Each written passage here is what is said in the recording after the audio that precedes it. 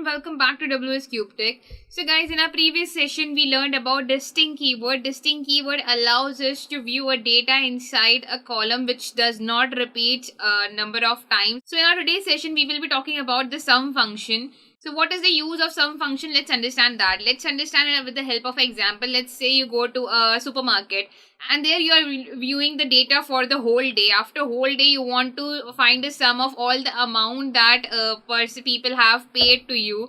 So in that case you're not going to add all the data by finding out all the bills, or you're not going to add each row over there. What we can do for that, we have a sum function over here in our MySQL. With the help of a sum function, you can go through any column and find the total sum of all the total elements which are there inside that particular column. Now here also let's take an example. So here I have data of marks of different students inside the school.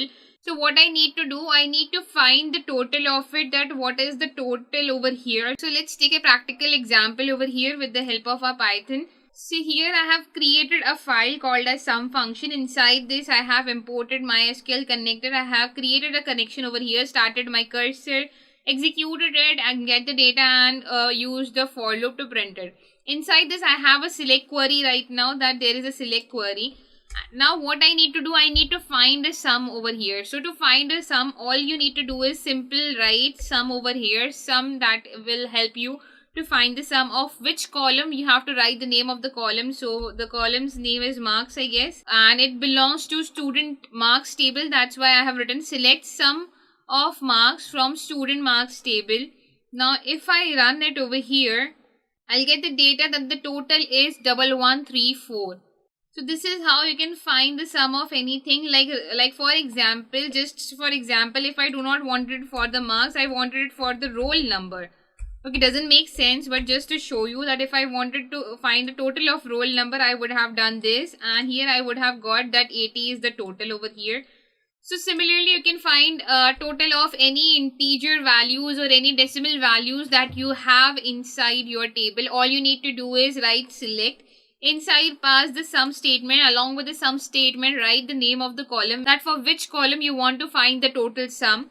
Then from which table it belongs to you have to write, and then you have to execute it, fetch it and print it as well.